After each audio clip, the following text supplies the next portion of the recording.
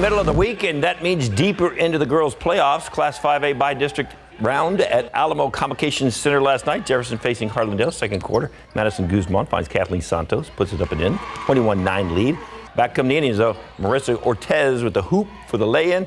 Part of a 5-0 run, but Jefferson answers back in transition. Guzman ahead to Amaris Cuellar. She banks it in. Jefferson leads by 9 at the half. They go on to win it 61-46. Class 6A by district round. Johnson taking on East Central. Alamo Heights. Good start for the Jags. Addison Iden gathers the pass, goes lefty. That's good for an early 3-point lead. Hornets respond. Asia Prudhomme spins, draws contact, gets it to go, counted and one. Johnson just too good last night, though. Iden finds Giselle Johnson wide open for the corner three. That's a 10-3 run they are on. That opened up the game. They go on to win it 64-47. Another great battle in Class 6A. Steele playing Brandeis. Third quarter, Knights start to pull away. Kick out to Adriana Dandy for the three. That gives Steele a commanding 33-23 lead. Brandeis does respond. Rian Forstier with a bounce pass to Mia Ramos. That was a lay-in. That cuts the lead down to 8. Then a few plays later, Ramos comes up with the steal, takes it the other way. Ooh, how about that? Little move to lay-in. Broncos trail 33-27. Steele takes over from there. Off the miss, Mia Hammonds is there for the rebound. Put back. Knights are moving on with a 57-46 victory. We know we had a game plan. We had a 6-hard game plan. If we knew if we ventured off from it, we weren't going to succeed in what we were planning to do. So we told ourselves to lock in, and we know if we keep on pushing coming into that third quarter, the game's over and we'll be good. All right, it marks the second straight season. Steele has advanced past the first round. The Knights will next face Austin High School in the area round later on this week. Hey, the Spurs are one loss away from setting a new franchise record losing streak. Ooh, not a record you want. When they fell to Cleveland, they matched a team record with their 13th consecutive loss.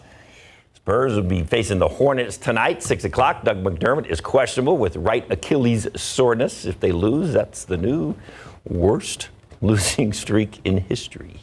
Remember when the rodeo road trip used to mean, Ooh. you know, yeah, a bunch of a wins. winning streak?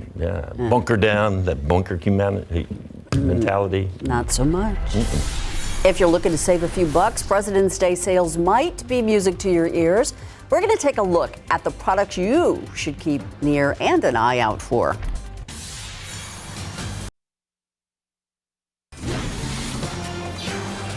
We love our kids. We never go in those neighborhoods and take people out. Don't do it.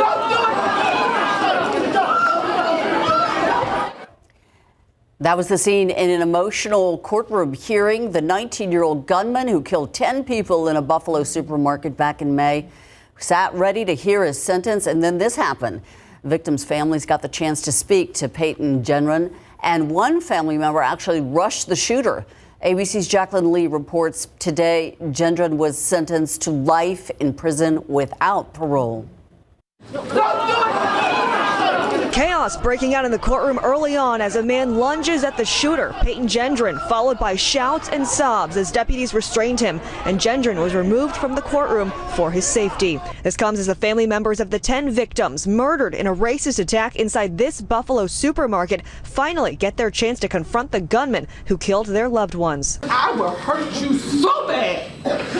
You have made me sick. You got my family crying. I miss my sister every day. 19-year-old Peyton Gendron admitting to killing 10 innocent people at a top supermarket last May. Gendron even live streaming part of it, motivated by hate and white supremacy. In November, he pleaded guilty to 15 charges, including murder and domestic terror motivated by hate. The first time prosecutors have charged that crime in New York State. It carries a mandatory sentence of life in prison. Do I hate you? No. Do I want you to die? No. I want you to stay alive. I want you to think about this every day of your life. After the victims' families had their say, the convicted killer made a statement and offered an apology. I'm very sorry for stealing the lives of your loved ones. I cannot express how much I regret all the decisions I made leading up to my actions on May 14th. I did a terrible thing that day. I shot and killed people because they were black. Looking back now, I can't believe I actually did it. Some of those who lost loved ones say they don't want to hear it. Others say it won't change anything. She was a beautiful girl. I have been profoundly changed. The blatant racism and calculated planning that went into last summer's shooting rocked the nation. Officials say leading up to the carnage, Gendron visited the market twice to map out his plan. They also discovered a nearly 700-page online diary where he expressed his admiration for past mass shooters. Gendron is still facing more than 24 federal hate crime charges. He's due in federal court tomorrow. Jacqueline Lee, ABC News, Buffalo. Now to that campus rampage that left 3 students dead and 5 more in critical condition at Michigan State. We are learning more about the victims and the gunman. Overnight, students attended a vigil as the community tries to make sense of the unthinkable. 5 students still hospitalized in critical condition. According to police, the 43-year-old gunman, Anthony McCrae, first opened fire at a classroom building Monday night, killing 2. Then he moved to the nearby Student Union, where he killed the 3rd victim. Matt Riddle says his daughter Emma not only survived the MSU mass shooting, but just 14 months ago was nearly a victim in another mass shooting at a high school in Oxford, Michigan. That left 4 dead and injured 7.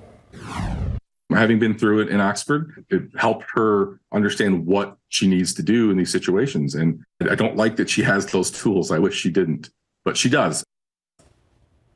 An exact motive is still unclear.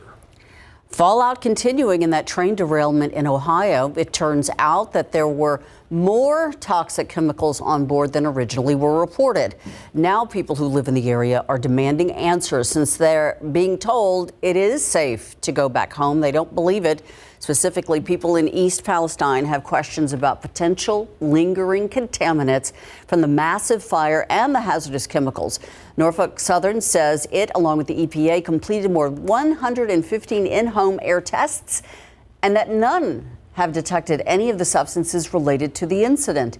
It says it's conducted more than 400 tests total, yet officials are reporting that 3,500 fish across 12 different species perished in Ohio's waterways, and residents reporting that their pets, including cats and chickens, suddenly died. Now, consumer advocate Erin Brockovich, who fought for the clean groundwater laws in her California town, has stepped in to help. They've been giving misinformation. They don't trust the information that's coming in, and they were scared.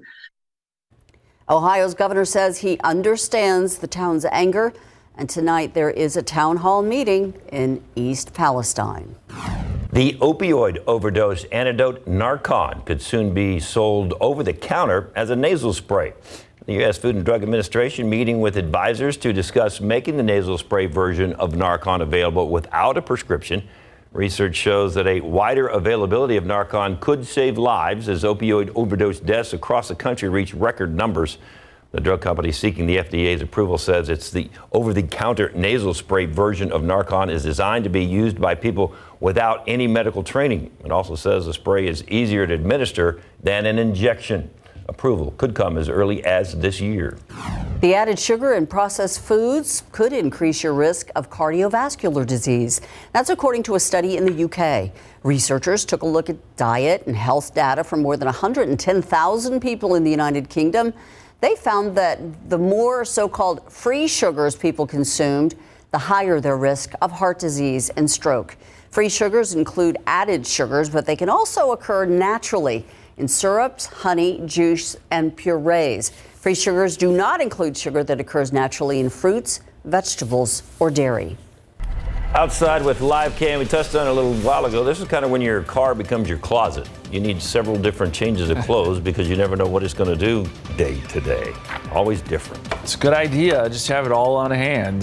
Today, we know it's going to be warm and humid already getting there. We're at 73 degrees here in San Antonio, but it's sticky out there, too. I want to show you the temperature difference across the state. It's 84 right now in Del Rio, one of the warm spots, not only in Texas, but across the country. You go up to Amarillo, where it's 46, almost a 40-degree temperature difference, thanks to a frontal boundary that will be making its way towards our neck of the woods here later tonight. We're up to 70, although it's probably a little bit above that now that the sun is trying to pop out. That front is still out across parts of West Texas, but it'll quickly make its way towards us. Still some lingering clouds. Those are beginning to break up. So again, the sun is out. And as we go outside for you once again, 70 at the airport at last report. Dew point is at 63. So that's a high number. With southerly winds at 14 miles per hour, it will be a breezy afternoon. Here's your KSAT 12-hour forecast. More sun by 3 o'clock. We jump all the way up to 82. That's our high temperature. 79 at 6 o'clock, 76 at 7 p.m. Still feels great. But by the time we get to midnight and thereafter, front comes through, starts to cool down, and it gets very windy. Again, you see the temperature difference there across the state. We're in for some cooler weather tomorrow. Some of that cooler air drops in and we get those gusty winds, maybe gusty up to 40 miles per hour coming up tomorrow morning. We'll talk more about those winds and what you can expect the rest of the work week coming up in just a bit. Guys. Hi, Justin. Look forward to that. The death toll has now topped 41,000 after that earthquake in Turkey. ABC's James Longman reports miracle survivors are still being found in that rubble. The staggering death toll climbing after Turkey and Syria's catastrophic earthquake. More than 9 days on, rescuers and volunteers are still searching for survivors trapped under the rubble. And incredibly, among the devastation, there are still glimmers of hope. This morning, a 42-year-old woman was pulled from the rubble after 222 hours. Rescuers cheering. Here, a 77-year-old man was rescued after 212 hours, and two brothers trapped nearly 200 hours. While experts say it's extremely rare to survive after this much time, more discoveries are possible. About like 15, 16 days, human can live in about like 20 days. And this morning, investigators are looking for answers. Now, the rescue operation is still ongoing, but people are now really keen to find answers to why this happened. And there's a team here taking samples of the concrete to find out if these buildings were constructed to code. But as the death toll mounts, so does the humanitarian crisis. Millions of people are now displaced in freezing conditions, living in tents like these. Marwan came to Turkey 10 years ago, fleeing the war in Syria. His home, once a place of refuge, is now a pile of rubble. His aunt was killed right in front of him. When you look at this, what are you feeling? There's no words to explain what happened and what I feel. Now this tent is all he has, sharing it with 6 family members. Their lives yet again uprooted, but refusing to give up hope.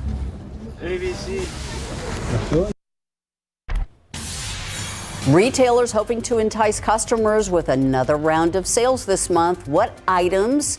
You'll see the deepest discounts this President's Day.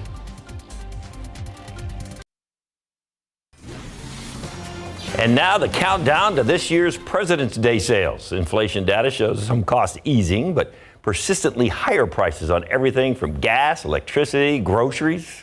ABC's Becky Worley has tips on how to maximize the sales to offset the inflation. A rare opportunity for a discount amidst an economy that's still overheated. What we're seeing that is different this President's Day is that the sales are starting to creep a little bit earlier in the cycle, and some of them will extend into the beginning of March. Deal sites saying certain retail categories are seeing more discounting than others, like seasonal items. Winter clothing sales starting to warm up. Columbia has up to 40% off of winter gear, like these boots that are $42 off.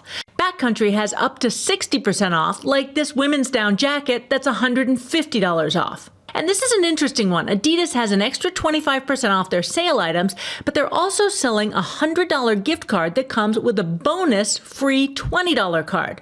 But if you need, say, a deep freezer, it's a good time to look at appliances. Lowe's has up to $750 off appliances, Home Depot up to 25% off, both of those through March 1st, and Best Buy with up to $850 off refrigerators. President's Day weekend is a really good time for big ticket purchasers to be on the lookout. So if you've been saving up for furniture, for a new mattress, for appliances, this is really the time to pounce. Almost all of the bed-in-a-box companies like Casper, Purple, or Saatva have sales between 25 and 50% off. And mattress stores offering deals like a king for the price of a queen sale at Mattress Firm, which can mean as much as $700 off. And those who track discounts warning the next significant price cuts aren't likely to happen until Memorial Day. You can always find deals at any given time on a multitude of products, but what you won't see is these category-wide discounts on items like home appliances or furniture. Live look outside with CityCam. Every once in a while, you get just a little peek of blue. We want more of that, less of the clouds. Yes, I will get more of that too. It's going to turn into a pretty warm day. So far, we're up to 70, but we get above that this afternoon. We're already above average The low this morning was 47. I'll point out the records today, though. This is interesting. 2019, we got up to 86. Just 2 years later, we remember this. It was 9 in 2021 in the midst of our big freeze. So year to year, you just don't know what you're going to get. Today is one of those warm days. We'll talk more about how long this warmth hangs around and the cool air that is forecast to arrive throughout the rest of this week. Coming up.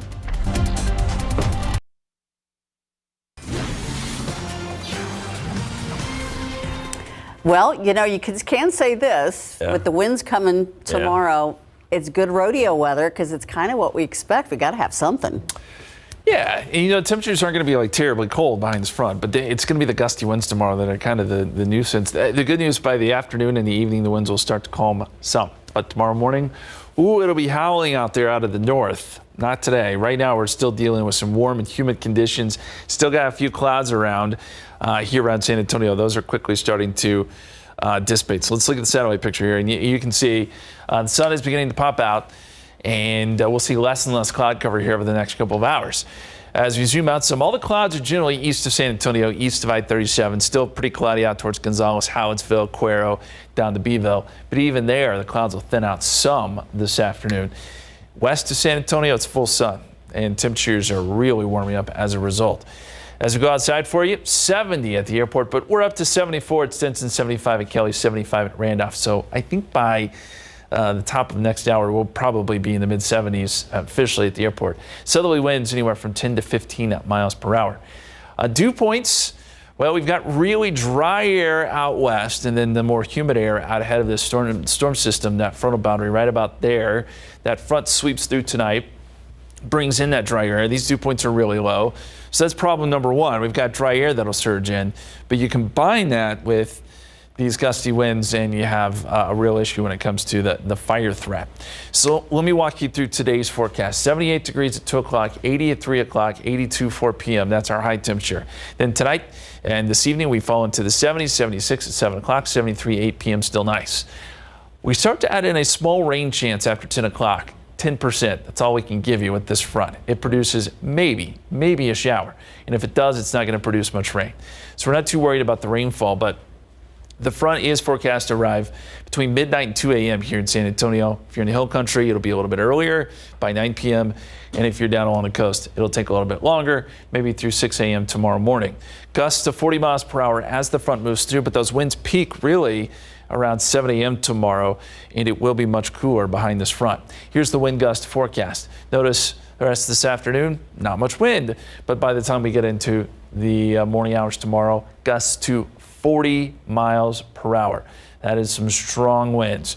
And as we look at the forecast as far as temperatures go, 48 tomorrow morning, and then we're only making it up to around 59 for a high tomorrow afternoon. There will be some 60s further south, but what a contrast from today to tomorrow thanks to this cold front. And we mentioned the gusty winds and the very dry air combining to create a fire danger. We have to point that out. There will be a pretty significant fire danger here around San Antonio. It's in the moderate to high category, but as you go west, it gets even worse. This dark orange color represents a very high risk of grass fires. You go west of that, Del Rio, we're talking an extreme risk of fire with these gusty winds gusting up to 40 and the really low relative humidity. So that's something we'll be watching tomorrow. 32 to start your Friday, 56 for a high. It'll be cooler on Friday. 34 Saturday morning, but up to 60, 73 Sunday. We'll see some off and on high clouds Friday, Saturday, Sunday, but there still will be some sun mixed in there too. Then we make it up into the 80s by President's Day, and we start to add in humidity with a chance of a shower showing up on Tuesday, 20%. So there's that back and forth. Cool tomorrow through about Saturday, and then things begin to warm back up to start next week, guys.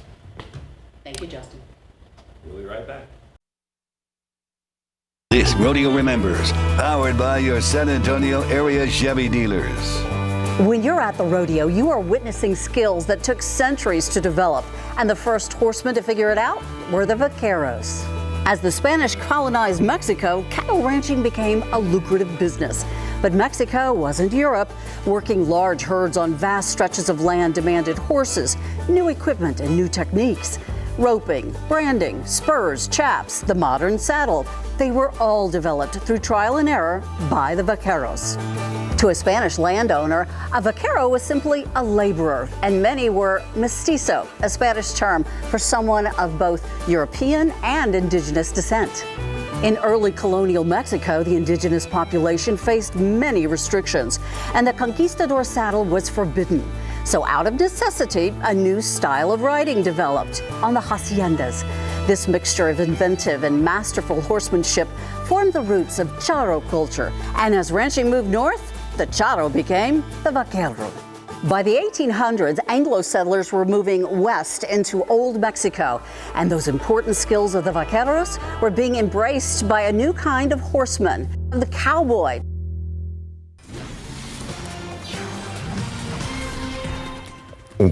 You want me to go? Mm-hmm. Okay. I think we're talking donuts with that sweet little girl right there. Sloan's got one. Yeah, Sloan's got a donut too. I got a donut. You're killing my diet here. How's your donut, Sloan? Take a bite, Sloan. Take a bite. Because that's really good stuff with all those sprinkles on there. You just took a bite. Take another one. Yes, indeed. Oh, it's all about I'll just go for the sprinkles. Why not? And that is from Voodoo Donuts. More than 50 different varieties of donuts. Just take a look. And what you guys were eating were cannolos right there. Mm-hmm. And they've got something special just in time for Lent. Yes. And are you ready for some delicious food made with love? Yes, indeed. Oscar Carmona with Amor Tacos and Enchiladas. And the secret to your food is? Amor. Yeah, I love seeing our customers, couples, families, and, something I frequently tell my cooks is do it with love. Amor. Just about ready to open the second restaurant, and we get to taste all of this good stuff. All right, well, how about some delicious vegan food that really tastes amazing, right? Naomi Hendricks, okay, is here, and you said you love the look on somebody's face that's not vegan and they taste this, right? Yeah, because it breaks down their wall, and they're always normally very surprised at the flavors. And if somebody, just wants to taste it, try it, you have the perfect... Yeah, we just put together a sampler pack, so it has so many things from our brand new test kitchen menu, and it's shippable, or you can come in and pick one up. Love it. Taste it all. You've got a great rodeo story too, right? Yes, I do. We are going to tell you about some exceptional kids at an exceptional night at the rodeo. Speaking of exceptional, Jen's going to be checking out hats and an exceptional young man who's a up-and-coming country singer. All that and more in just a few.